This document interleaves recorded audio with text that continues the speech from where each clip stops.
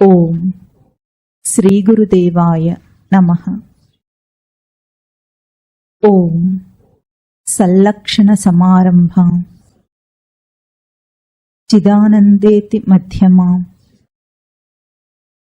అస్మదాచార్య పర్యంతాం వందే గురు పరంపరాం. ఓం శ్రీ గురుదేవాయ నమః. స్థూల సూక్ష్మ కారణ శరీరాత్ వ్యతిరిక్తః చెప్పండి.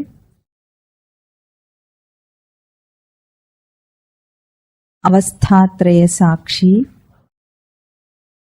పంచకోశాతీతః సన్ సచ్చిదానంద రూపః సన్ యస్తిష్ఠతి స ఆత్మా. స్థూల సూక్ష్మ కారణ శరీరముల కంటే వేరైనది. అవస్థాత్రయములంటే జాగృత్ స్వప్న సుషుప్తి అవస్థలకు సాక్షి రూపమైనది. పంచకోశముల కూడా అతీతమైనది. పంచకోశములకు అతీతం అంటే ఏమిటి? అతీతం అంటే ఎప్పుడు కూడా దానికంటే పై స్థానంలో ఉన్నది. సచ్చిదానంద రూపంలో ఏది స్థిరంగా ఉందో యస్థిష్ఠన్ స ఆత్మ అని మనం ఇప్పుడు విచారణ చేసుకుంటూ ఉన్నాం. అంటే పంచకోశ విచారణ అని పోయినసారి మొదలు పెట్టాము. దీన్ని ఆత్మానాత్మ వివేకము, సాంఖ్యము అని అన్నాం. ఆ సాంఖ్యంలో ఆత్మానాత్మ వివేకంలో మనం ఏం చేస్తున్నాము? తైత్తిరీయోపనిషత్తు నుండి ఒక మంత్రం తీసుకొని ఆ మంత్రం ఆధారంగా సచ్చిదానంద లక్షణములను పోల్చుకుంటూ చెప్పుకుంటున్నాం. బ్రహ్మవిద్ ఆప్నోతి పరం ఏష తదేష అభ్యుక్త. అంటే బ్రహ్మమును తెలుసుకున్నవాడు పరమమైన స్థానమును పొందుతాడు. చెప్పండి. సత్యం జ్ఞానం అనంతం బ్రహ్మ యో వేద నిహితం గుహాయాం పరమే వ్యోమన్ సోష్ణుతే సర్వాన్ కామాన్ సహ. బ్రహ్మవిద్ ఆప్నోతి పరం అని ఎవరు బ్రహ్మమును తెలుసుకుంటారో, సత్యం జ్ఞానం అనంతం అనే బ్రహ్మస్వరూపము యహ నిహితం గుహాయాం వేద. నిహితం గుహాయం అంటే గుహలోన దాచిపెట్టబడిందట. ఆ గుహయే పంచకోశ గుహ అని మనము ఇక్కడ మననం చేస్తున్నాం. గుహ లోపలికి వెళ్ళామనుకోండి, గబుక్కున ఒక సింహం ఉంటుంది అక్కడ. సింహము గర్జిస్తుంది కదా, భయపడతారా మరి? సింహం అంటే భయమేనా? భయపడతారా? అక్కర్లేదు. ఆ సింహం మీరే. లోపల దొరికే ఏ సింహం ఉంటుందో అది మీరే కనుక అది మిమ్మల్ని ఏం చేయదు. కనుక భయం అక్కర్లేదు. ఆ సింహం ఏమని గర్జిస్తుంది? అహం బ్రహ్మాస్మి అంటుంది. నేనే ఆ బ్రహ్మస్వరూపం అని తెలుసుకుంటాడు జీవుడు. ఇప్పుడున్న జీవుడే సనాతనమైన బ్రహ్మస్వరూపం. కానీ వేరెవరో జీవుడు ఇప్పుడు తర్వాత బ్రహ్మం కొత్తగా ఉద్భవించదు అక్కడ. ఇప్పుడున్న జీవుడే బ్రహ్మమునని తెలుసుకుంటాడు గనుక అహం బ్రహ్మాస్మి అని వేదాంత గర్జన చేస్తుంది అక్కడ. వేదాంత కేసరి అంటారు దాన్ని. కేసరి అంటే సింహం. గర్జన, వేదాంత గర్జన ఏమిటి? ఎప్పుడు కూడా అహం బ్రహ్మాస్మి. అది తన నిజస్వరూపం యొక్క ఎరుక.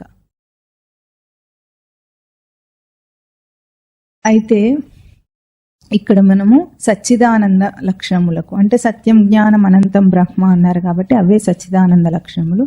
వాటికి 4 లక్షణములను చెప్పుకొని వాటితో పోల్చుకొని పంచకోశములకు ఈ లక్షణములు ఉన్నవా లేవా, ఉంటే అది ఆత్మస్వరూపం, లేకపోతే అది అనాత్మస్వరూపం అని విచారణ చేసుకుంటున్నాం. ఆ 4 లక్షణాలు ఏమిటి? కొంచెం గుర్తున్నాయా?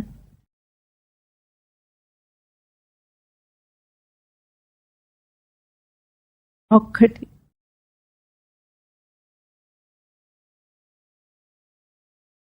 కరెక్ట్. ఫస్ట్ పాయింట్ సత్ అంటే ఎప్పుడూ మార్పులు చెందని స్వరూపం. త్రికాలములలో కూడా, అంటే భవిష్యత్ వర్తమాన భూత వర్తమాన భవిష్యత్ కాలములలో కూడా మార్పులేంది సత్స్వరూపం. నిర్వికారం ఆత్మలక్షణం. రెండవది చిత్ స్వరూపం. చిత్ స్వరూపం ఏమిటి?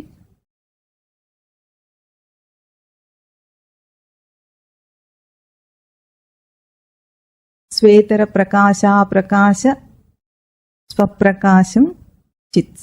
చిత్వం అంటే ఇతర ప్రకాశముల చేత ప్రకాశించకుండా తన ప్రకాశం తనకు కలది చిత్స్వరూపం కనుక చైతన్యం.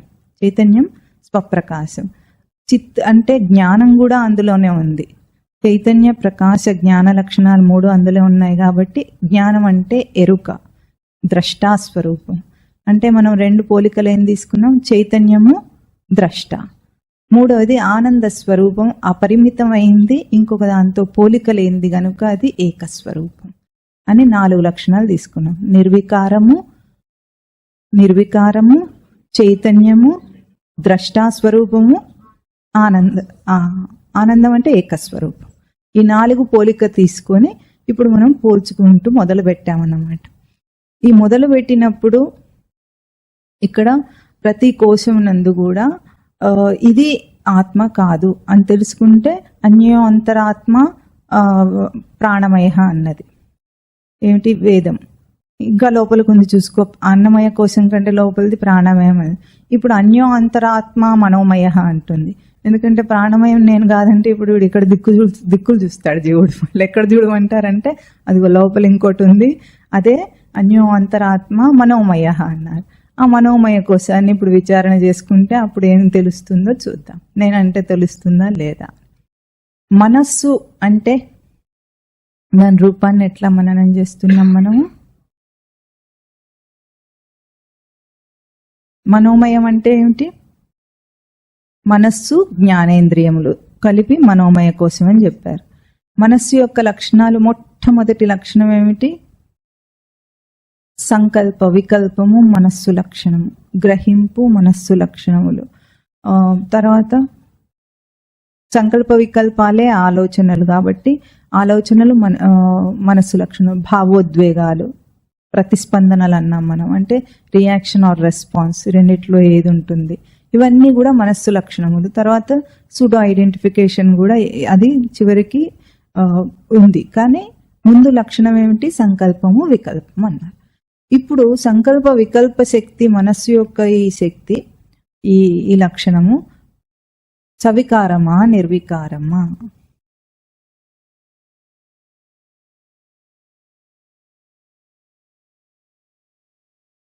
నిర్వికారమా, మార్పులు చెందదా అది ఎప్పుడు. సంకల్పాలు ఎప్పుడు మార్పులు చెందవా. నిర్వికారము వికారం అంటే బాగా గుర్తుపెట్టుకోవాలి. నిర్వికారం అంటే మారనిది, వికారం అంటే మారేది, అంతే.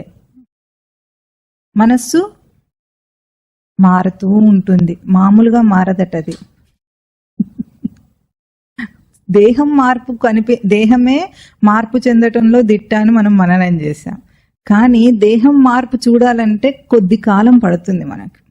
ఇప్పుడు ఒక మనిషిని కలిసాము, ఒక 6 నెలల తర్వాత కలిస్తే వాడు కాస్త లావ్ అయ్యాడో, సన్నబడ్డాడో, ఏదో ఒకటి కనిపిస్తుంది. లేకపోతే జుట్టు ఊడిపోయింది, తెల్లబడింది, ఇవన్నీ కనిపిస్తాయి. కొద్ది కాలం పడుతుంది దానికైనా. అది మార్పు చెందుతూనే ఉంటుంది.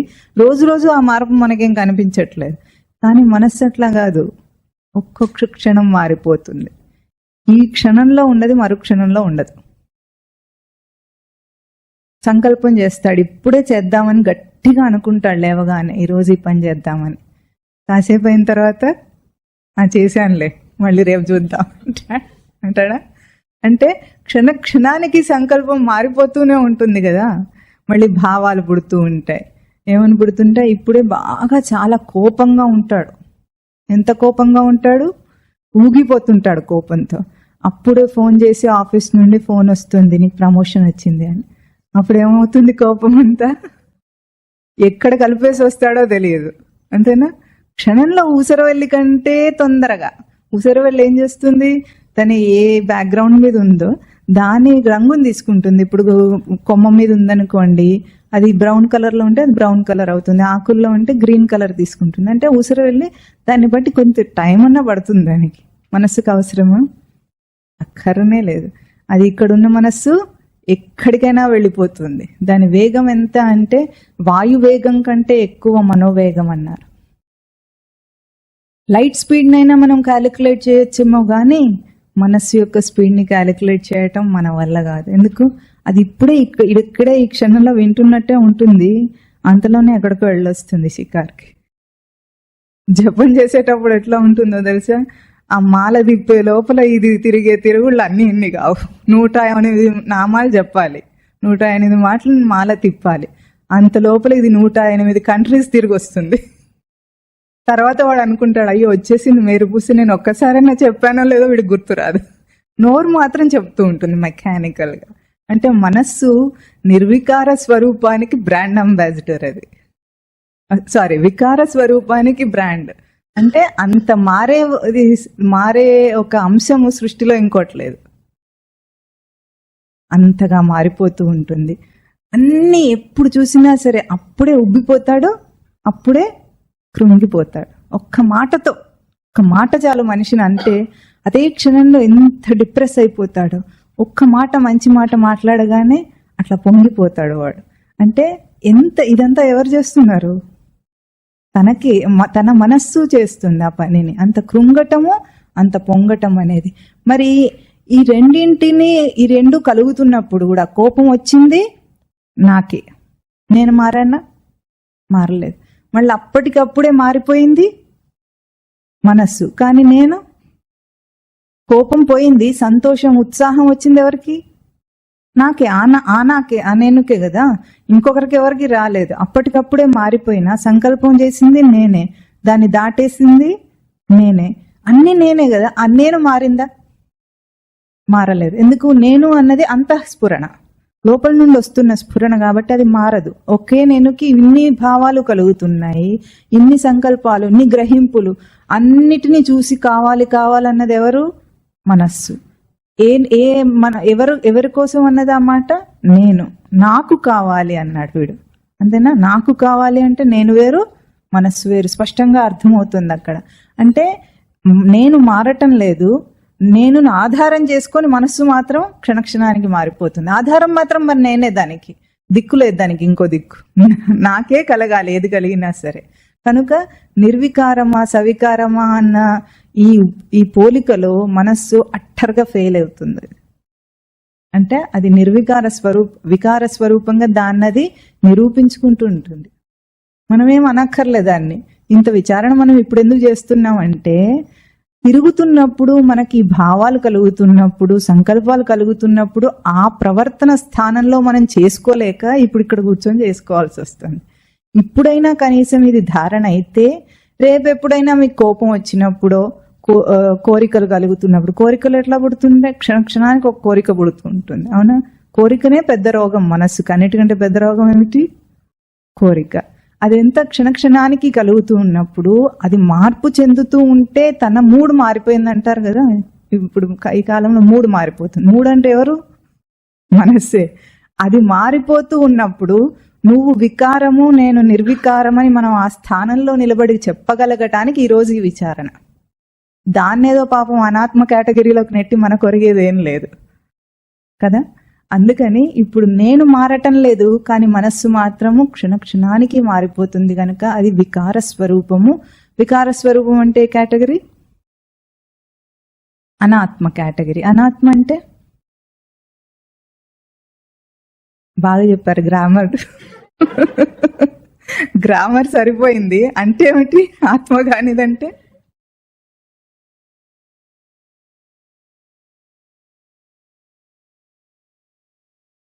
సచ్చిదానంద స్వరూపం కాదు. ఇంకా బాగా చెప్పండి. కరెక్ట్. ఎవరది చెప్పింది? నేను కాదనేది చెప్పాలి అక్కడ. ఎందుకంటే ఎవరో సచ్చిదానందమేమో, ఎవరో అనాత్మమేమో, ఎవరో ఆత్మ అని అక్కడెక్కడో చూస్తుంటాడు. గ్రామర్లో వెతకొద్దు. పదాలు గ్రామాటికల్గా, వ్యాకరణం పదానికి కానీ పదార్థానికి కాదు. ఎప్పుడు ఈ మాట పరమస్వామి వారు చెప్పేవారు. వ్యాకరణం అనేది పదానికి ఉంది, లింగం అనేది పదానికి ఉంది, కానీ పదార్థానికి కాదు. పదార్థం ఎవరు? నేను. అక్కడ వాస్తవమైంది నేను కనుక నాకు లేవు ఇవన్నీ. చెప్పుకోవడానికి భాష, కానీ అనుభవపూర్వకంగా చెప్పడానికి నేను అన్న పదాన్ని బాగా వాడతాము. అనాత్మం అంటే ఇప్పుడు ఏమిటి? మనస్సు నేను కాదు. గట్టిగా చెప్పండి. మనస్సు నేను కాదు. ఎందుకు? అది వికార స్వరూపము, నేను నిర్వికార స్వరూపం కనుక ఆ మనస్సు నేను కాదు. తర్వాత అంశము జడము చైతన్యం. మనస్సు జడమా చైతన్యమా? ఇప్పుడు మనం ఏమిటంటే, ఇప్పుడు ఇంకా కూడా పోయినసారి కంటే చాలా సూక్ష్మమైన అంశం అన్నమాట. దేహం కనిపిస్తుంది, ప్రాణం సెన్స్ అవుతుంది, కానీ మనస్సు అనేది సూక్ష్మమైన సటిల్ థింగ్ కాబట్టి చాలా కష్టంగా ఉంటుంది మనకి విచారణ చేయటం. ఇప్పుడు చెప్పండి, మనస్సు జడమా చైతన్యమా? అమ్మో గట్టిగా చెప్పారే, ఎట్లా? ఎందుకు కదులుతోందనా? అక్కడక్కడికి తిరిగి వస్తోందనా? మార్పులు చెందితే చైతన్యమా?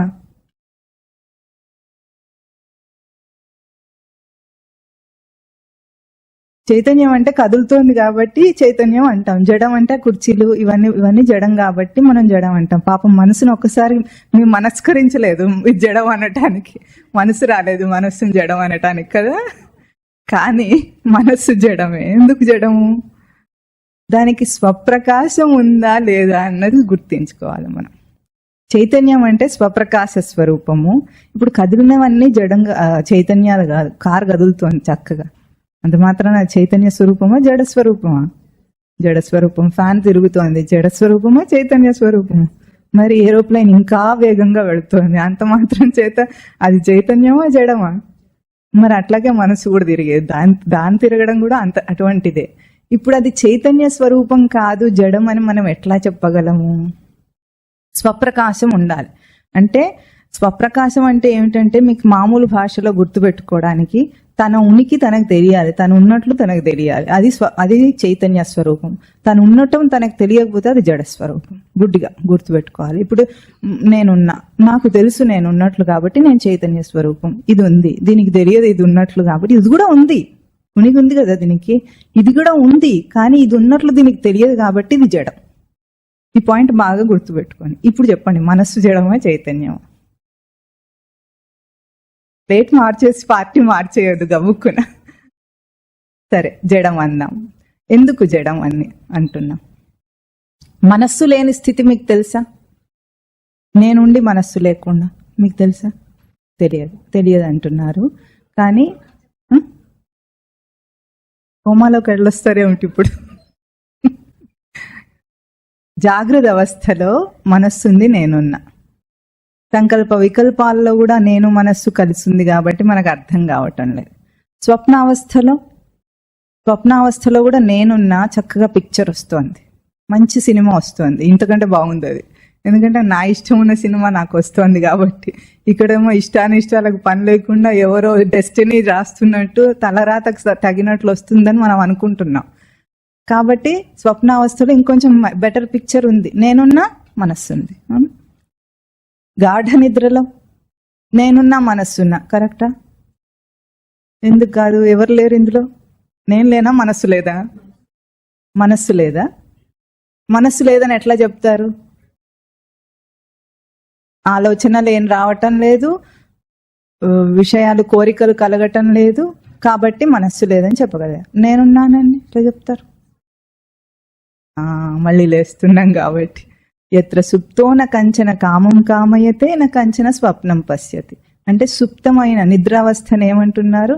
ఎత్ర సుప్త న కంచన కామం కామయతే, కించిత్ మాత్రం కోరిక లేదట అక్కడ. న కంచన స్వప్నం పశ్యతి, అక్కడ ఊహ కూడా లేదు. స్వప్నం అంటే ఊహ కూడా లేదు, కోరిక కూడా లేదు, కాబట్టి అక్కడ మనస్సు లేదని స్పష్టంగా తెలుస్తుంది. కాబట్టి ప్రశాంతంగా ఉన్నాం. అందుకే ఏం చేస్తాము? లేవగానే ఏమంటాము? హాయిగా నిద్రపోయాను అంటాడు, విశ్రాంతిగా నిద్రపోయాను అంటాడు. ఎవరికైనా గాఢ నిద్రలో విశ్రాంతి వస్తుంది. మనం ఏమనుకుంటాం? దేహానికి విశ్రాంతి వచ్చింది అనుకుంటాం. దేహం వల్ల వచ్చిన విశ్రాంతి కాదు. ఇప్పుడు మీకు దేహానికే విశ్రాంతి కావాలనుకోండి, కాసేపు ఏ పని చేయకుండా సోఫాలో రిలాక్స్డ్గా కూర్చున్నారనుకోండి, విశ్రాంతి రావాలి. కానీ గాఢ నిద్రలో వచ్చిన విశ్రాంతి ఇక్కడ రావట్లేదు కదా. వస్తుందా? సోఫాలో ఎంతసేపు కూర్చున్నా ఆ విశ్రాంతి రాదు. కాసేపు పడుకుంటే మాత్రం వస్తుంది. ఎందుకంటే మన శ్రమ చేసేదంతా దేహం కాదు, పాడు కాదు. మన శ్రమ ఎప్పుడు మనస్సు చేసే ఆలోచన వల్లనే మనిషిని తలిసిపోతున్నాడు. అది ఇంత ఆలోచనలు చేయదనుకోండి, మనకట రోజుకి 1600 థాట్స్ వస్తాయట అని సైంటిస్ట్ చెప్తున్నాడు. వీడు చెప్పటం లేదు, అది శాస్త్రం చెప్పలేదు, వీడికి తెలియదు. సైంటిస్ట్ అంటున్నాడు, ఎట్లా మెజర్ చేశాడో ఏమిటో. అయినా సరే 1600 థాట్స్ వస్తుంటే అన్ని పనికిరాను అనమాట. పనికొచ్చేవి ఏమి ఉండవు అందులో ఒక 90% ఏమైనా పనికిరాని ఉంటే 10% ఏమైనా వస్తాయేమో వ్యవహారానికి పనికి వస్తాయి. అన్ని థాట్స్ వల్లనే మనం అలసిపోతున్నాం. అందుకే గాఢ నిద్రలో ఏమవుతుంది, ఎవరికైనా సరే ఒక్క పవర్ నాప్ అంటారా, ఒక్కసారి అట్లా కునుకు పడితే చాలా విశ్రాంతి వస్తుంది. ఆ చాలా విశ్రాంతి దేహం వల్ల రాలేదు, దేహం రెస్ట్ వల్ల రాలేదు. అది దేనివల్ల వచ్చింది, మనస్సు విశ్రాంతి పొందింది కాబట్టి. అంటే మనస్సు లేని స్థితి, నేనున్న స్థితి నాకే తెలుస్తోంది కాబట్టి మనస్సు జడస్వరూపం. అంటే ఎప్పుడైనా ఒకప్పుడు ఉండి ఇంకొకప్పుడు లేకపోతే అది సత్స్వరూపం కాదు. బాగా గుర్తుపెట్టుకోవాలి. సర్వకాల సర్వావస్థల్లో సర్వులలో ఉండేది సత్. కనుక ఇప్పుడు గాఢ నిద్రలో లేదు గనుక, గాఢ నిద్రలో నేనున్నాను గనుక, నేను చైతన్య స్వరూపమై స్వప్రకాశ స్వరూపమై చెప్పగలుగుతున్నాను గనుక నేను చైతన్య స్వరూపము, మనస్సు జడస్వరూపం. జడస్వరూపం అంటే కేటగిరీ అనాత్మ కేటగిరీ. అనాత్మ అంటే నేను కాదు. ఇప్పుడు ఎవరు, మనస్సు నేను కాదు, చెప్పండి.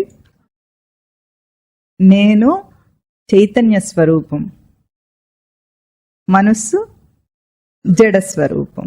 ఇది బాగా గుర్తుపెట్టుకోవాలి. అంటే ఈ పోలికతో కూడా మనస్సు ఏమైంది, అనాత్మ కేటగిరీలోకి వెళ్ళిపోయింది.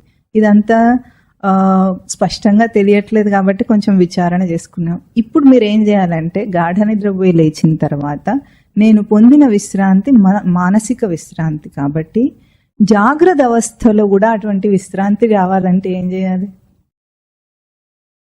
మెడిటేషనే. కానీ అక్కడ చేస్తున్నది ఏమిటి, ఆలోచనలను ఆపగలగాలి. ఆలోచనలు ఆపడం ఎట్లా సాధ్యమవుతుందో మనం ద్రష్టాదృశ్య స్వరూపంలో తెలుసుకుందాం. మూడో పోలిక ద్రష్టాదృశ్య స్వరూపం. ద్రష్టాదృశ్య స్వరూపంలో మనం బాగా గుర్తించవలసింది ఏమిటంటే, జీవుడికి, దేహధారిగా ఉన్న జీవుడికి 2 అనుభవాలు కలుగుతూ ఉంటాయి ఎప్పటికీ. పోయిన వారం చెప్పుకున్నాం, కానీ ఒక్క మాట చెప్పుకుని వదిలేసాం. అదేమిటంటే, ఒకటేమో అహం అనుభవం, ఒకటేమో ఇదం అనుభవం. ఇదం, అహం, ఇదం 2 అనుభవాలు కలుగుతూ ఉంటాయి వాడికి. ఇప్పుడు అహం అనుభవం అంటే ఏమిటి, అహం అంటే నేను అన్న అనుభవం మనకు కలుగుతూనే ఉంది. ఇదం అనుభవం అంటే నేను కానివి ఇది అని పాయింట్అవుట్ ఏదైతే దేన్ని మనం చేయగలుగుతామో అది ఇది. అది అని కూడా అంటాం మనం అప్పుడప్పుడు. అది అంటే అక్కడ ఉండ, అదిగో అల్లదిగో అంటారు. అదిగో అల్లదిగో శ్రీహరివాసం అంటే అది అక్కడ ఉందా? ఆయన అన్నాడంటే ఆయననేమి ఇప్పుడు సర్కాస్టిక్ గా మనం అనటం లేదు, కానీ అదిగో అనటానికి కాదు, అది ఇదిగో అనాలి. ఇక్కడ ఈ కాదు, ఈ కూడా కాదు, అది అహం. అది కనుక అది అని చెప్పింది ఇంకా దూరంగా ఉంది, ఇది అని చెప్పింది ఎదురుగానే నాకంటే వేరుగా ఉంది. ఈ 2 అనుభవాలు కలుగుతున్నవి కనుకనే మనం ద్రష్టాదృశ్య స్వరూపం అంటున్నాం. ఇదం అనుభవాలన్నీ కూడా దృశ్య స్వరూపాలు, నాకంటే ముందు వేరైనవి. They are seen and I am the seer. కాబట్టి seen and seer are not the same. ఇది బాగా గుర్తుపెట్టుకో. ఇప్పుడు మనము మనస్సుని ద్రష్టాదృశ్య స్వరూపపు పోలికతో అది ద్రష్టయా దృశ్యమా అని అంటున్నాం. చెప్పండి.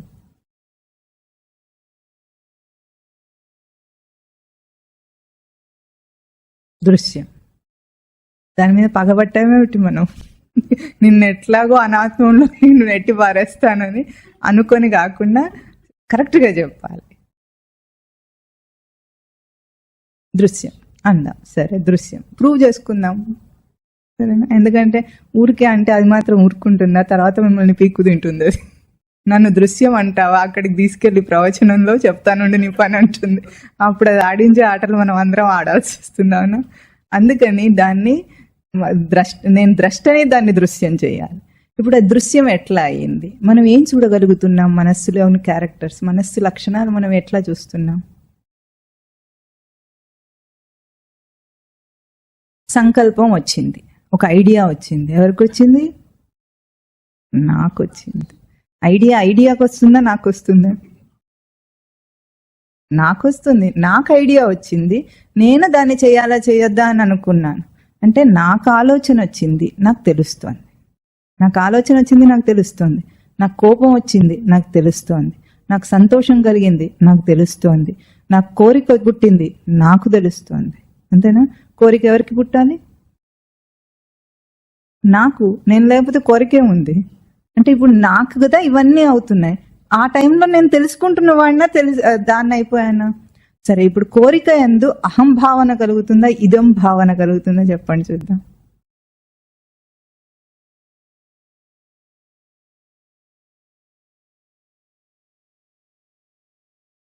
ఏది చెప్తే ఎక్కడ ఇరుక్కుంటానో అన్నట్టు ఏది చెప్పండి. అహం భావన కలుగుతుంది. ఇదం అన్నారనుకోండి, కోరిక యందు, కోరిక పుట్టినప్పుడు ఎవరు ఇదం అంటారో వాడు జ్ఞాని. ఇప్పటికీ మీరు జ్ఞానులు అవ్వటానికి సింపుల్ ఎక్సర్సైజ్ మీరే చూసుకోండి. మీకు కోరిక పుట్టినప్పుడు ఇదం అనండి దాన్ని.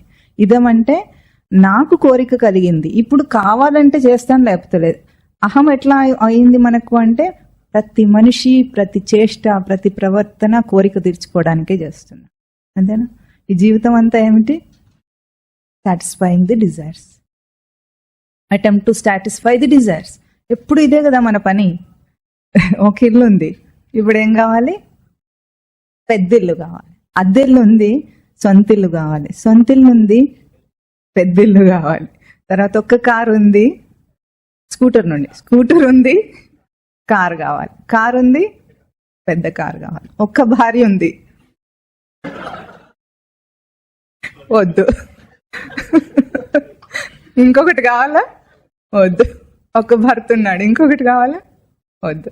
అక్కడ మాత్రం కోరిక సాటిస్ఫై అయిపోయింది, డాంప్ డౌన్ అవుతుంది కూడా, డిమినిష్ అవుతుంది ఆ కోరిక. ఇది బాగుంది. పిల్లలు ఉన్నారు, వాళ్ళు పెద్దగా ఎదగాలి. అంటే లైఫ్ టైం మన ప్రయత్నాలన్నీ ఏమిటి?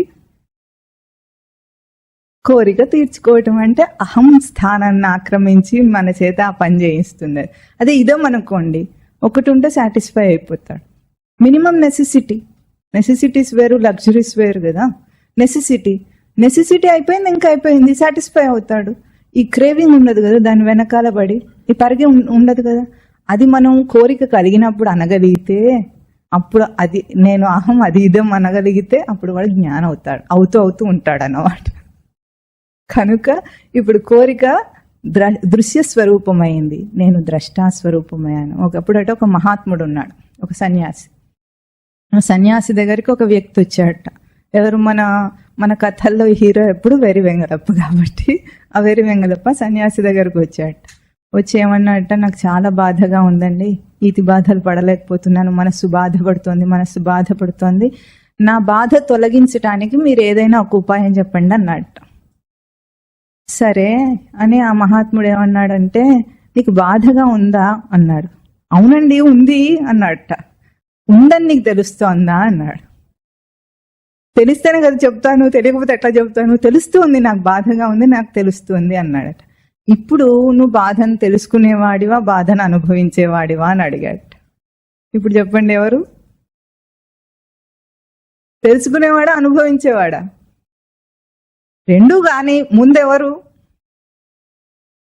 ఇప్పుడు మీకు బాధగా ఉంది, మీరు చెప్పలేదనుకోండి, మీ పక్క వాళ్ళకి తెలుస్తుందా? తెలియదు కదా. మీరు చెప్పాలి. అంటే మీరు ద్రష్టాస్వరూపమై చెబితే, దాన్ని దృశ్యం చేసి దాన్ని ఇదం చేయాలి, మనం అహం అవ్వాలి. అప్పుడు చెప్పితే వాళ్ళకి అర్థమవుతుంది ఎవరికైనా. లేకపోతే ఎట్లా అర్థమవుతుంది? కాదు కదా, దాచేసుకుంటే అర్థం కాదు. అంటే ఇప్పుడు అది చెప్పేవాడి స్థానంలో ఉన్నప్పుడు తాను ద్రష్ట, అది దృశ్యం. ఇప్పుడు ఆ బాధ తొలగాలంటే మనం ఏమనుకుంటామంటే, మెటీరియల్గా ఆ సిచ్యువేషన్ మారిపోవాలి అంటాం, మెటీరియలిస్టిక్గా. అది మారదు ఎప్పుడు కూడా. మనసును మార్చుకోవచ్చు. ఎందుకు? నువ్వు ద్రష్టవైతే మనసు సాగిపోతుంది. చాలా సింపుల్ టెక్నిక్ అది, అందరికీ తెలియదు. కానీ మనసు ఎప్పుడైతే బాగా చంచలంగా ఉంటుందో దాన్ని కంట్రోల్ చేయడానికి మనం పెద్ద కుస్తీలు పడక్కర్లేదు, యోగాసనాలు వేసే అంత కష్టపడాల్సి అస్సలు అక్కర్లేదు. ఒక్కటే పని చేయాలి. ఏమిటంటే, నేను తెలుసుకుంటున్న వాడిని, అనుభవిస్తున్న వాడిని అని అనుకోకూడదు ఎప్పుడు.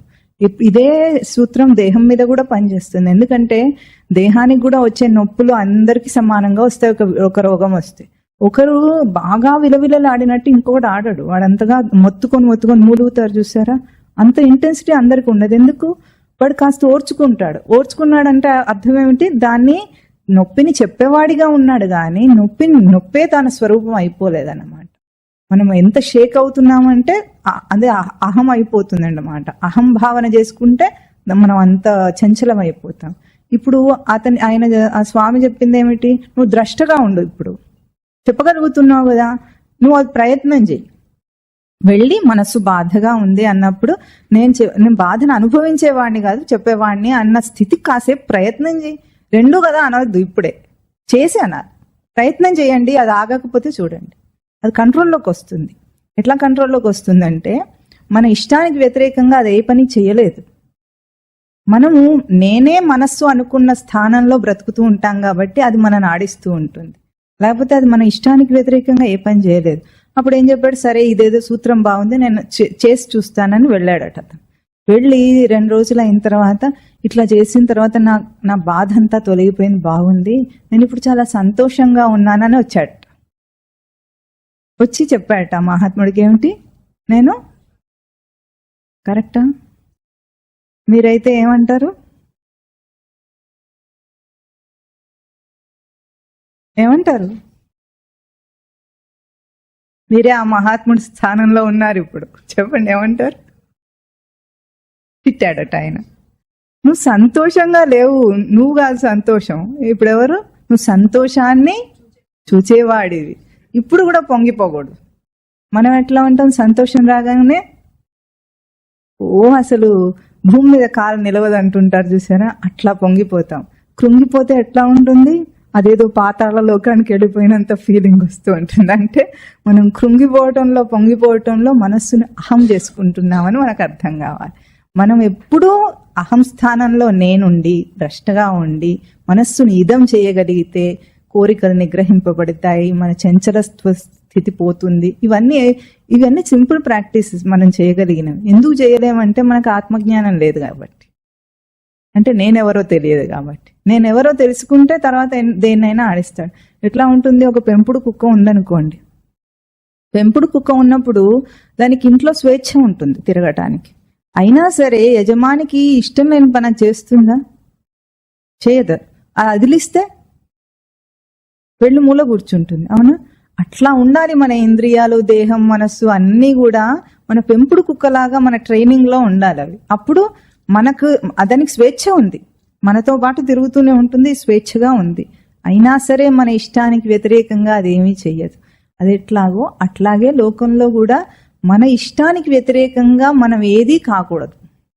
ఇది సూత్రం. ఆధ్యాత్మికం అంటేనే తను ఫ్రీడమ్ ఆఫ్ కాగ్నిషన్ అంటారు.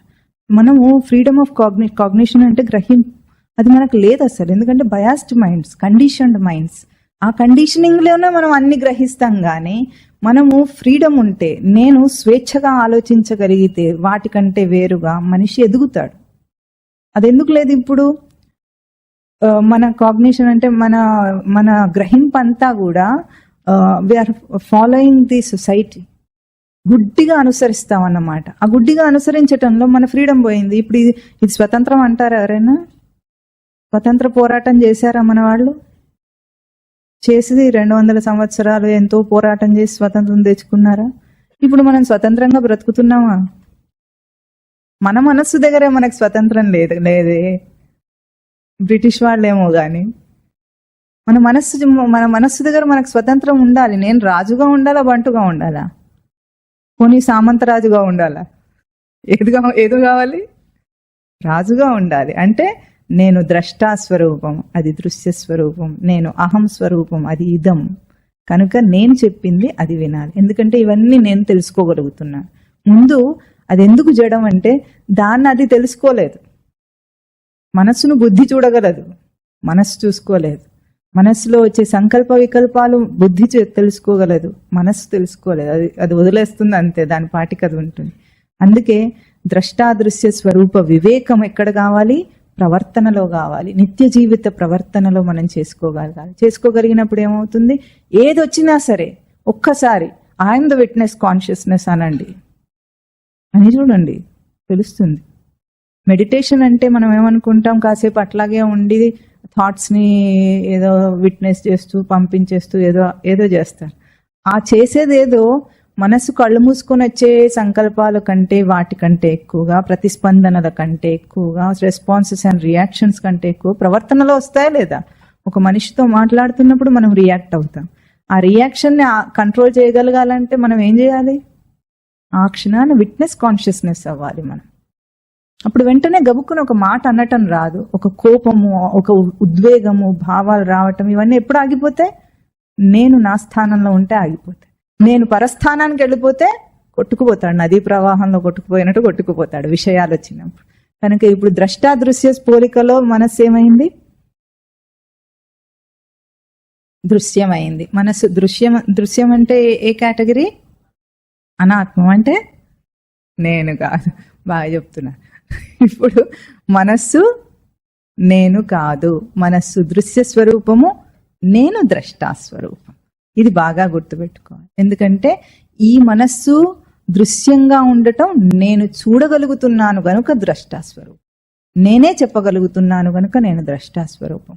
అందుకే నేను ఎప్పుడు కూడా దానితో ఆ అనుభవాలను పొందేవాడిని కాదు, చెప్పగలిగేవాడిని అని గుర్తుపెట్టుకుంటే మీకు చిన్న చిన్న నొప్పులు వచ్చినప్పుడు కూడా, ఇప్పుడు జీవితంలో ఏవైనా పెద్ద విషయాలు వచ్చినప్పుడు వాటిని కంట్రోల్ చేయటం కష్టంగా ఉంటుంది. కానీ నిత్య జీవితంలో చాలా చాలా చిన్న చిన్న విషయాలు ఉంటాయి.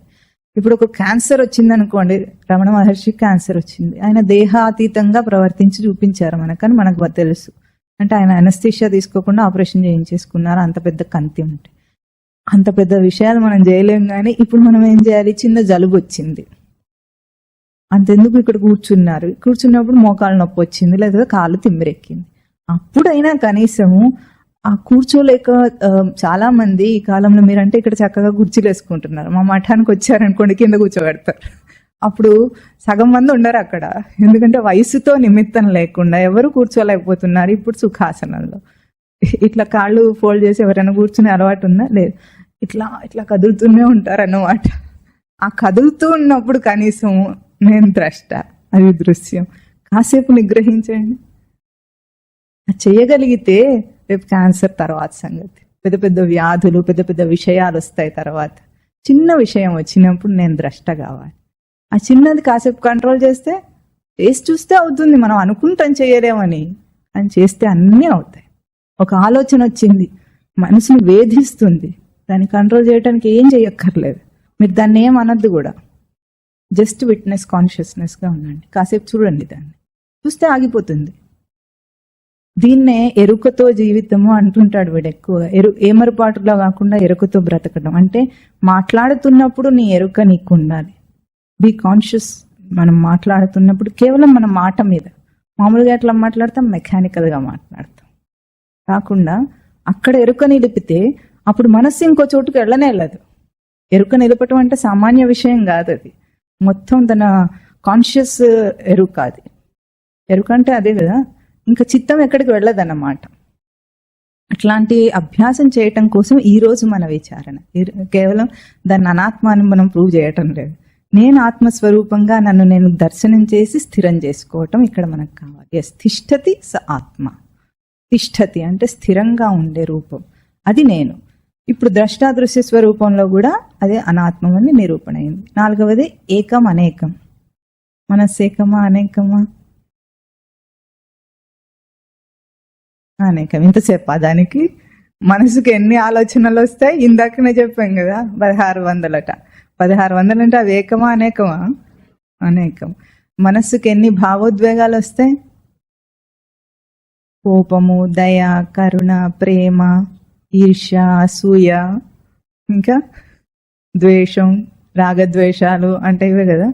రాగద్వేషం మనోధర్మ, మనోధర్మాలు అవన్నీ. ఇవన్నీ ఎన్ని ఉన్నాయి? అనేకం. ఏకం అంటే తానొక్కడే. ఎందుకు వాడు ఏకము? ఇవన్నీ నాకే వస్తున్నాయి కాబట్టి. కోపం వచ్చినా నాకే, ఈర్ష్య కలిగిన నాకే, ప్రేమ కలిగిన నాకే, దయ కలిగిన నాకే, కరుణ కలిగిన నాకే, ఆవేశము, ఆందోళన, ఇంకేం కలిగినా అవన్నీ కూడా ఒక్క నాకే. ఆ నేను ఎప్పుడు ఎట్లా ఉంటుంది? అది ఎప్పుడు మారకుండా నేను అంటుంటుంది లోపల నుండి. ఆ ఒక్క నేనే ఇన్నిటినీ అనుభవిస్తుంది స్పష్టంగా. అది అనేకము, నేనేకం. ఇంకా ఇందులో అసలు సందేహపడాల్సింది ఏమన్నా ఉందా? ఇంకా అది అనేక కేటగిరీలో పాపం ఏమైంది? అనాత్మ అయింది. అనాత్మ అంటే నేను కాదు. స్పష్టంగా మనస్సు నేను కాదు. 4 సచ్చిదానంద లక్షణాలతో కూడా పోల్చినప్పుడు ఏ ఒక్కటి ఆవగింజలో అరభాగం కూడా దానికి ఆ వాసన లేదు గనుక మనస్సు అనాత్మముగా తనను తాను నిరూపించుకుంది. ఇప్పుడు మనస్సు కంటే కూడా, ఇప్పుడు మనస్సు నేను కాదన్న తర్వాత వీడు దిక్కులు చూస్తాడు జీవుడు, ఇప్పుడు నేను ఎవరని అడుగుతాడు.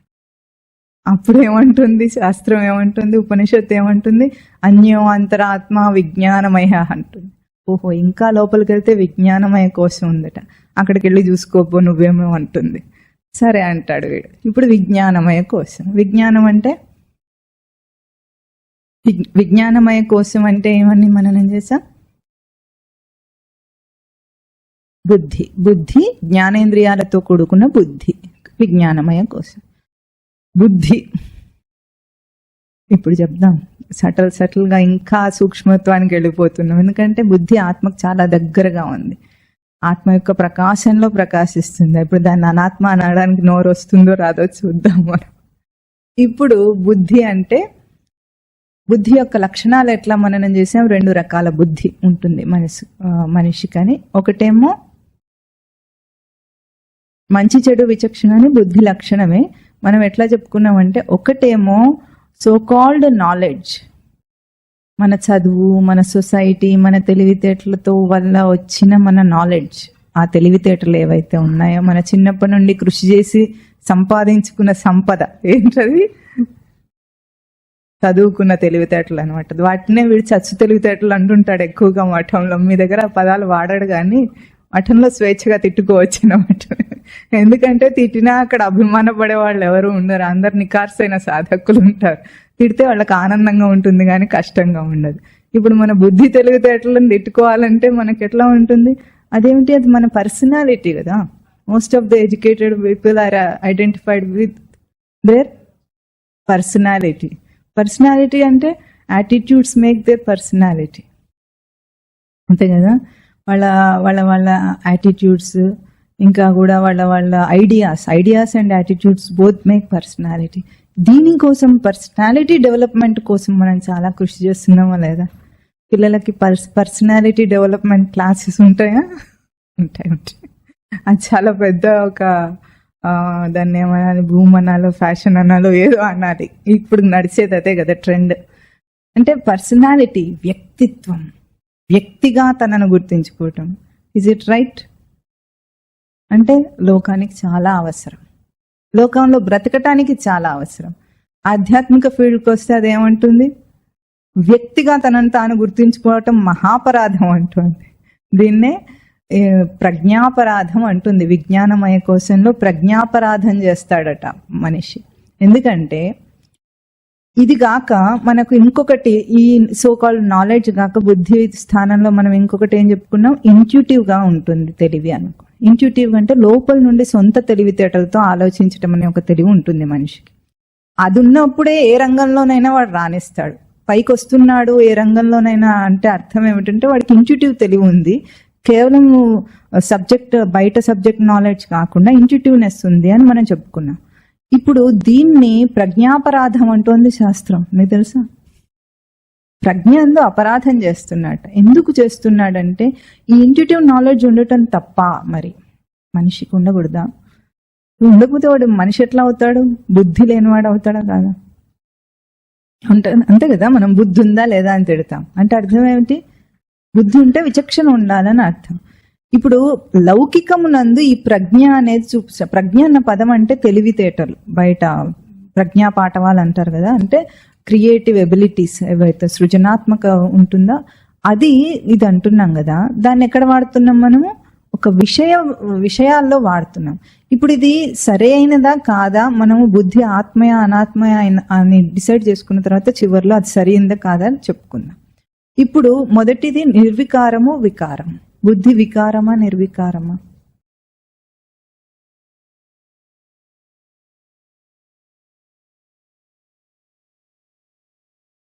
అది మారుతుందా? ఎప్పుడైనా మారకుండానే ఉంటుందా? మారుతూ ఉంటుంది. ఎట్లా మారుతుంది?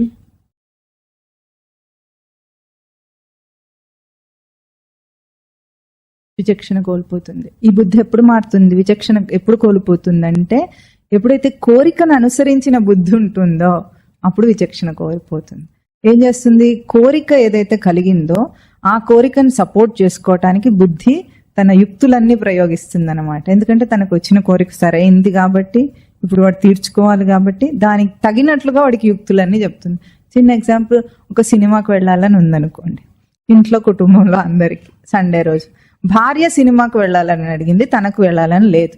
ఇప్పుడు కోరిక లేదు వాడికి, భార్య కోరికని ఇప్పుడు కాదనాలి ఎట్లాగైనా. ఇప్పుడు యుక్తులు ఎట్లా వస్తుంటాయి? చాలా ఆలస్యమైంది, టికెట్ దొరకదు, కొత్త సినిమా టికెట్ దొరకదు, వాళ్ళ కార్ లేదనుకోండి, స్కూటర్ మీద వెళ్తే వర్షం పడేటట్లు ఉంది అంటాడు, అవునా? ఇవన్నీ అని ఇప్పుడు ఏమంటాడు, ఇంత రష్లో వెళ్ళకంటే ఓ వారం అయితే కాస్త రష్ తగ్గిపోతుంది, టికెట్లు ఈజీగా దొరుకుతాయి అంటాడు. ఇవన్నీ చెప్తాడు. ఎందుకో వాడికి ఇష్టం లేదు. ఇదే తనకు వెళ్ళాలని ఉంది. తిప్పి ఏం చెప్తుంది బుద్ధి? దొరకకపోతే ఏముంది, బ్లాక్లో కొనుక్కోవచ్చు. వాడు అక్కడే వెయిట్ చేస్తుంటాడు మన కోసం బ్లాక్ టికెట్, అవునా? ఇప్పుడు వర్షం పడితే ఏమైంది, ఆటోలో వెళ్ళొచ్చు, కార్ లేకపోతే అంటుందా? ఇట్లాగూ ఎన్నో యుక్తులన్నీ మనకు ఎట్లా పుడుతున్నాయి? కోరికను అనుసరించిన బుద్ధి అయితే అక్కడ అట్లా ఉంది. కోరికను అనుసరించకుండా ఉన్న బుద్ధి అయితే, అనుసరించని బుద్ధి అయినా సరే, అనుసరించిన బుద్ధి అయినా సరే మార్పు అయితే ఉందా లేదా? ఇది మనకు కావాల్సింది. ఇప్పుడు అది అనుసరించిందా, అనుసరించకపోతే విచక్షణ ఉంటుంది, అనుసరిస్తే కోరికను విచక్షణ కోల్పోతాడు. ఇది లౌకికంలో ప్రయోగంలో. కానీ మనకి ఇప్పుడు కావాల్సింది అది మారుతుందా మారదా? చాలా బాగా మారుతుంది. ఎందుకు? కోరికను అనుసరించిన బుద్ధి కూడా నాది, కోరికను అనుసరించని బుద్ధి కూడా నాది. నేను మారానా? మారలేదు. కానీ నా బుద్ధి ఎప్పటికప్పుడు మారిపోతూనే ఉంది, విషయాలలో పరిగెత్తుతూనే ఉంది. అదంటే విషయాత్మకంగానే విచక్షణ చూపిస్తుంది, కానీ ఆత్మానాత్మ వివేకమైన చెప్తుంది అది. కానీ ఇక్కడ మనం ఇప్పుడు చేస్తుంది కూడా మరి బుద్ధితోనే. ప్రజ్ఞ లేకపోతే, ఈ బుద్ధి లేకపోతే ఇప్పుడు ఈ విచారణ కూడా ఉండదు, చెప్పటం ఉండదు, వినటం ఉండదు, రెండూ ఉండదు. మనం విజ్ఞానమయ కోశంలో ఉన్నాం ఇప్పుడు కాబట్టి ఇక్కడ కూడా బుద్ధియే పనిచేస్తోంది. కానీ లోకంలో లౌకిక ప్రయోగంలో ఉంది, అది ఎప్పుడూ మారిపోతూనే ఉంది.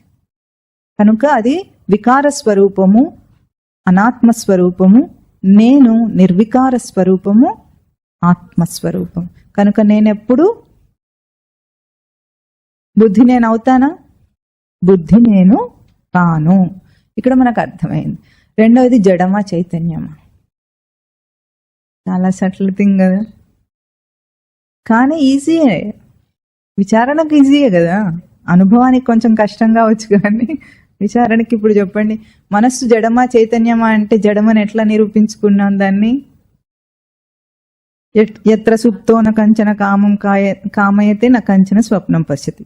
గాఢ నిద్రావస్థలో బుద్ధి, అది అక్కడ మనస్సు లేదని, ఎందుకంటే కోరికలు కలగటం లేదు, భావాలు కలగటం లేదు, ఎమోషన్స్ రావటం లేదు, కాబట్టి అక్కడ మనస్సు లేదనుకున్నాం. బుద్ధి లేదని ఎట్లా చెప్తారు?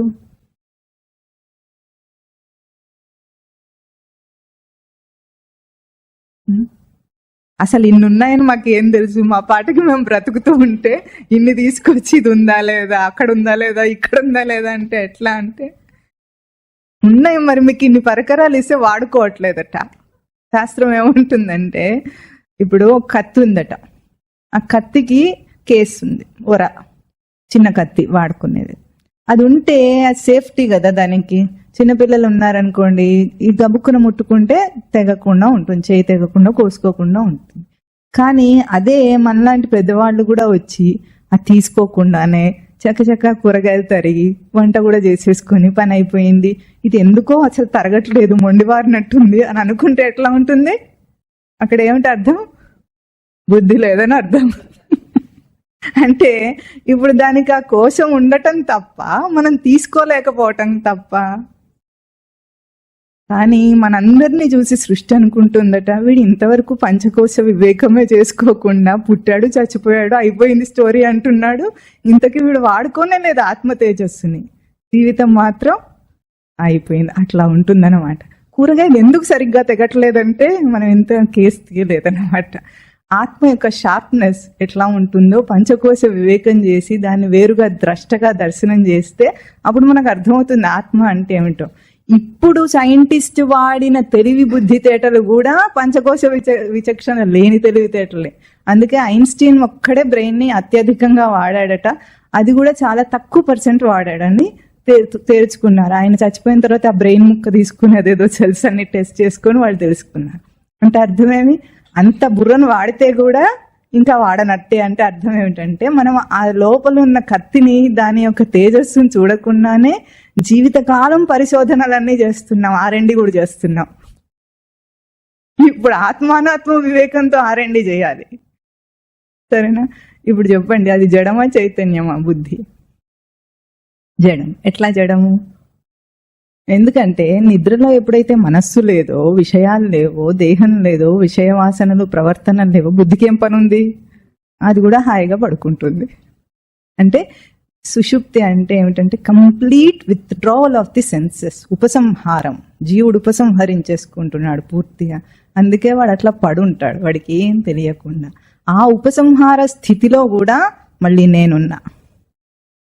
నేను ద్రష్టగా ఉన్నా. నిద్రపోయింది దేహం, జీవుడు, కానీ సాక్షి స్వరూపుడు ఉన్నాడు గనుకనే మళ్ళీ రేపు లేవగలుగుతున్నాం. ఎవరు లేపుతున్నారు అనుకున్నారు? అలారం లేపుతుంది అనుకున్నారా? కాదు.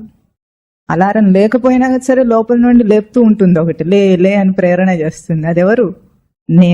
నేనున్నాను. అది లేదు గనుక అది జడ స్వరూపం. నేనున్నానని నాకే తెలుస్తుంది గనుక నేను చైతన్య స్వరూపం.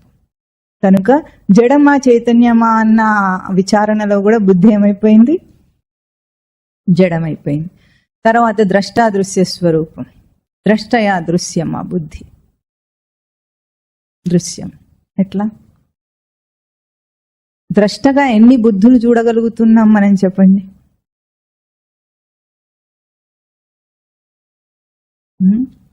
చిన్నప్పుడు 1వ తరగతిలో ఆల్జీబ్రా తెలుసా? తెలియదు. అంటే ఆల్జీబ్రాని అర్థం చేసుకునే బుద్ధి లేదు వాడికి. అక్కడ 6వ తరగతిలో ఆల్జీబ్రా నేర్పించారా? నేర్చుకున్నాడా? నేర్చుకున్నాడు. ఇప్పుడు చిన్నప్పుడు ఆల్జీబ్రా రానివాడు నేనే.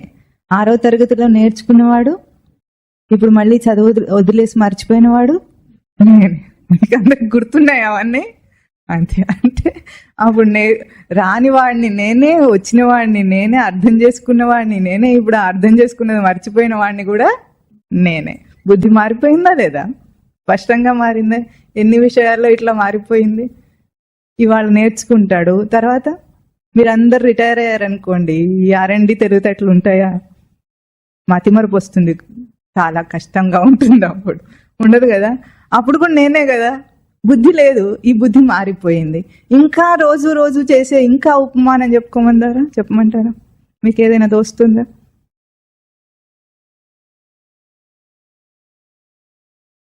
రోజు మారుస్తూనే ఉంటారు, పర్సనాలిటీని మారుస్తూ ఉంటారు మీరు. పర్సనాలిటీ అన్న పదం ఎక్కడి నుండి వచ్చిందో తెలుసా? ఆ గ్రీక్ వర్డ్ అట, పర్సోనా అంటారట దాన్ని. పర్సోనా అంటే మాస్క్. పూర్వకాలం గ్రీక్లో వాళ్ళు స్టేజ్ మీద నాటకాలు ఆడేటప్పుడు ఈ మైక్స్ అవన్నీ లేని కాలంలో ఒక పెద్ద మాస్క్ పెట్టుకొని వచ్చేవాళ్ళట స్టేజ్ మీదకి.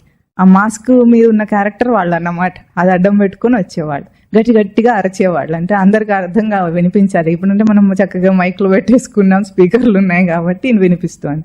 అది పర్సనాలిటీ అన్న పదం అక్కడ నుండి వచ్చింది. అంటే మాస్క్ మార్చడం అన్నమాట పర్సనాలిటీ అంటే. ఇప్పుడు మనం ఈ రోజు ఎన్ని మాస్కులు మారుస్తాం? ఇంట్లో ఉంటాం. ఇంట్లో ఉన్నప్పుడు పిల్లవాడికి బుద్ధి చెప్తూ ఉంటాం. ఏం చెప్తాం? పిల్లవాడికి బుద్ధి చెప్తూ ఉంటాం. అప్పుడు మనం ఏమిటి? తండ్రి బుద్ధి అన్నమాట. అది మంచిది కదా, విచక్షణ చెప్పాలి. మనమే చెప్పకపోతే ఎవరు చెప్తారు? తండ్రి బుద్ధితో చెప్తూ ఉంటాడు. ఆఫీస్కి వస్తాడు, ఆఫీసర్ స్థానంలో ఉంటాడు, అందరు సబార్డినేట్స్ అందరికీ బుద్ధి చెప్తూ ఉంటాడు. అప్పుడే బుద్ధి? ఆఫీసర్ బుద్ధి. తర్వాత కాసేపు అయితే క్రీడా రంగంలోకి వెళ్తాడు. అట్లా ఆదివారం ఆడుకుంటూ ఉంటారు కదా స్పోర్ట్స్లో, అప్పుడు టీం క్యాప్టెన్ అన్నమాట. ఇతను టీం క్యాప్టెన్గా అందరినీ, టీం మెంబర్స్ అందరినీ కూడా బుద్ధి చెప్తూ ఉంటాడు. ఇప్పుడు ఏ బుద్ధి? క్యాప్టెన్ బుద్ధి. ఎన్ని పర్సనాలిటీలు, మాస్కులు ఉన్నాయి ఇక్కడ? అన్ని బుద్ధే కదా. ఎవరెవరికి ఎక్కడెక్కడ ప్రవర్తించాలో, ఎట్లా ప్రవర్తించాడో వీడి బుద్ధి విచక్షణ చేత వీడి చెప్తున్నాడు. అంటే ఇన్ని బుద్ధులు మారిపోయినాయి, నేను మారకుండా ఉన్నాను. ఇవన్నీ అనేకం, నేను ఏకం. స్పష్టమా కాదా? కొంచెం కూడా ఇందులో నేను ద్రష్టా స్వరూపం, అది దృశ్య స్వరూపం అని చెప్పడానికి కొంచెం కూడా మనకు సందేహం లేకుండా అర్థమవుతుంది. ఎప్పుడు? ఇక్కడ కాదు, రేపు ఇవన్నీ చేస్తున్నప్పుడు. రేపు ఇవన్నీ మారిపోతూ ఉన్నప్పుడు ఎప్పుడైతే ఒక్క నిమిషం ఎప్పుడైనా వీడు ఇంతగా చెప్పినా సరే మీరు ఆ ఒక్క నిమిషం కూడా చేయలేకపోవటానికి కారణం ఏమిటో తెలుసా?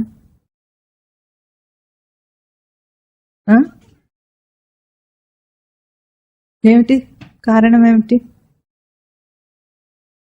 దీనికి అసలు పెద్ద శ్రమ అవసరం ఉండదు, కానీ ఒక్కటే అవసరం. రామకృష్ణ పరమహంస ఒక మంచి ఉపమానం చెప్తారు దానికి.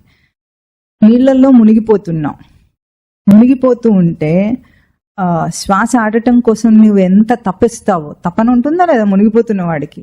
ఆ శ్వాస ఆడటం కోసం నువ్వు తప్పించినప్పుడు ఇతర ఆలోచనలు వస్తాయి మనిషికి.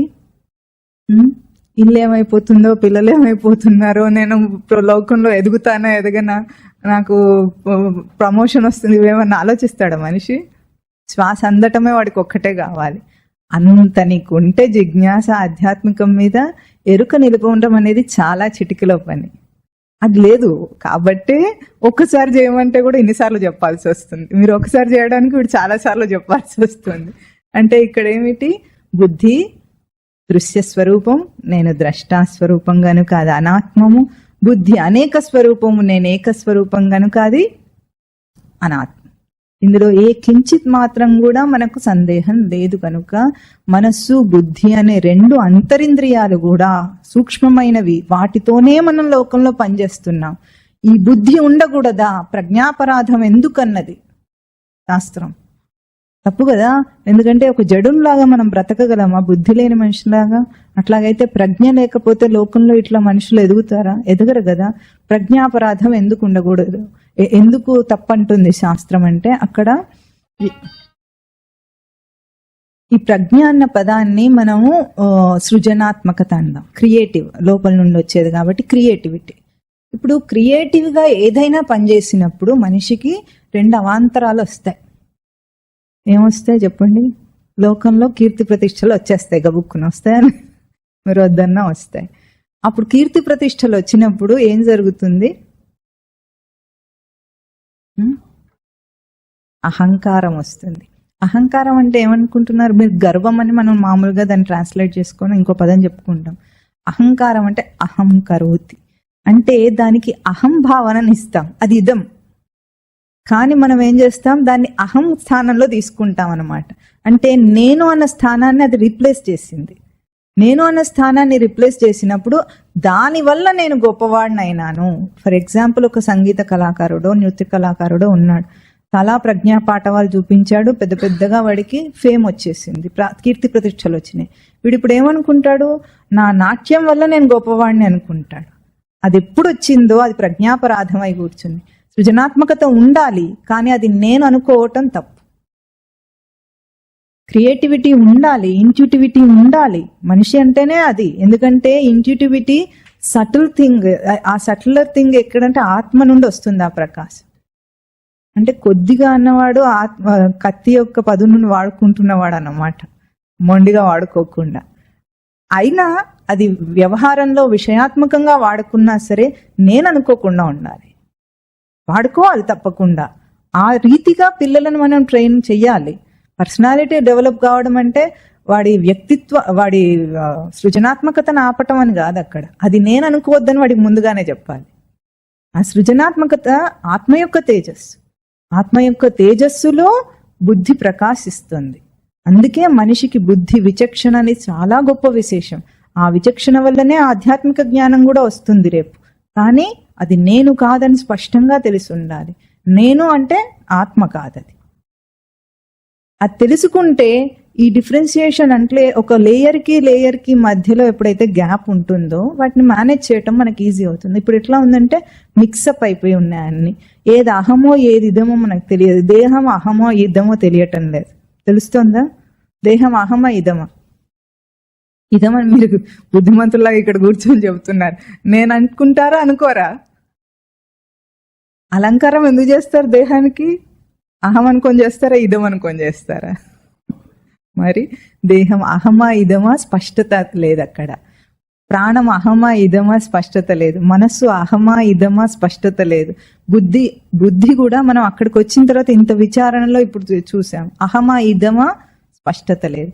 మనం చేయవలసింది ఏమిటంటే ఇవన్నీ కూడా స్పష్టంగా పరికరాలు.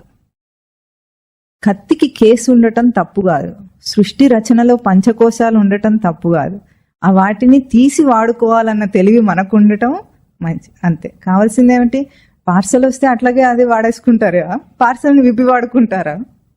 విప్పి వాడుకుంటాం. మనం ఏం చేస్తాము? జీవితం అంతా పార్సల్నే వాడుకుంటాం, కానీ ఇంతవరకు ప్యాకింగ్ ఎప్పుడు విప్పలేదు. అది ప్రజ్ఞాపరాధం అంటే అదన్నమాట. అంతేగాని సృజనాత్మకత ఉండవద్దని కాదు ఇక్కడ అర్థం. ఇవన్నీ కూడా మనిషికి పరికరాలు. దేనికి? ఆత్మను, తన స్వరూపాన్ని తెలుసుకోవటానికి కదా ఇంత ప్యాకింగ్తో కట్టుదిట్టం చేసి ఇచ్చిన. టెట్రా ప్యాక్ అంటే కట్టుదిట్టంగా ఉన్న ప్యాకింగ్. టెట్రా ప్యాకింగ్ కూడా లీక్ అవ్వచ్చేమో, కానీ ఇది లీక్ అవ్వదు. చేస్తున్నామా? మనం ఎన్ని రకాల విద్యలు చూపిస్తాం ఒక ప్యాకింగ్ చేయాలంటే. ఇక్కడ కూడా మన వాళ్ళు మేధాలు ఏదైనా ప్యాకింగ్ చేయాలంటే దానికి పోల్నంత ప్యాకింగ్ చేసి పంపిస్తారు. ఎప్పుడైనా ఒక చిన్న వస్తువును పంపించాలంటే అది విప్పడానికి చాలా కష్టపడాల్సి వస్తుంది. అంటే అంత ప్యాకింగ్ దేనికోసం చేసాం? సేఫ్టీ కోసం. అంత మాత్రం చేత విప్పకూడదన్నా దాని తప్ప?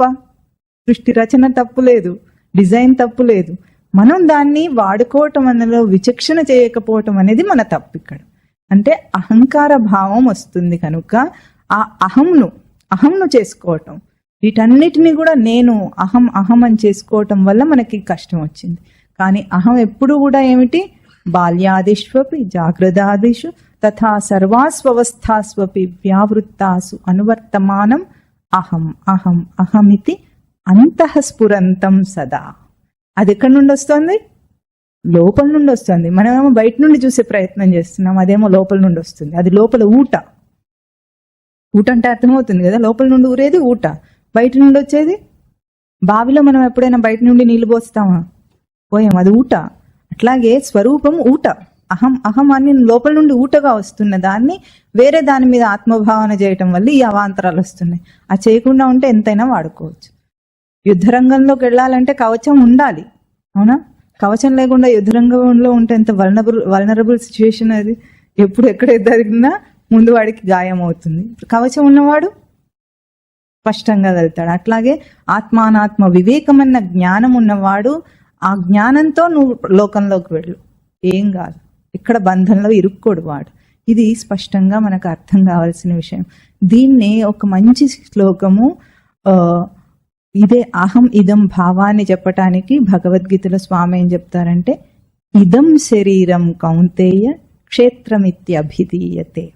అంటే ఇదం శరీరం కౌంతేయ క్షేత్రమిత్యభిధీయతే. దాని తర్వాత రెండో శ్లోకంలో ఏం చెప్తారు? దాని తర్వాత శ్లోకంలో మొదటి పాదం క్షేత్రజ్ఞం చాపి మాం విద్ధి సర్వక్షేత్రేషు భారత. సర్వక్షేత్రేషు మాం క్షేత్రజ్ఞం విద్ధి. క్షేత్రజ్ఞం అంటే క్షేత్రం జానాతీతి క్షేత్రజ్ఞ. జ్ఞ అంటే జానాతి అని అర్థం, తెలుసుకునేవాడు. క్షేత్రం ఇదేమేమో ఇదం శరీరం అయింది. అంటే ఇదం అనగానే ఏమైపోయింది? ఇది నాకంటే వేరైంది. ఇది క్షేత్రం అట. సర్వక్షేత్రేషు మాం క్షేత్రజ్ఞం విద్ధి. నన్ను క్షేత్రజ్ఞుడిగా తెలుసుకో. నన్నంటే అక్కడ భగవాను వాచ్. ఆ భగవాన్ అంటే సర్వసమర్థ స్వరూపం, అన్ని క్షేత్రాలలో ఉన్న క్షేత్రజ్ఞుడు. అందరూ నేను నేను నేను అని తెలుసుకుంటున్నారు. ఇప్పుడు ఈ అందరిలో ఉన్న నేను ఒకటా రెండా? ఏకమా అనేకమా? ఎట్లా?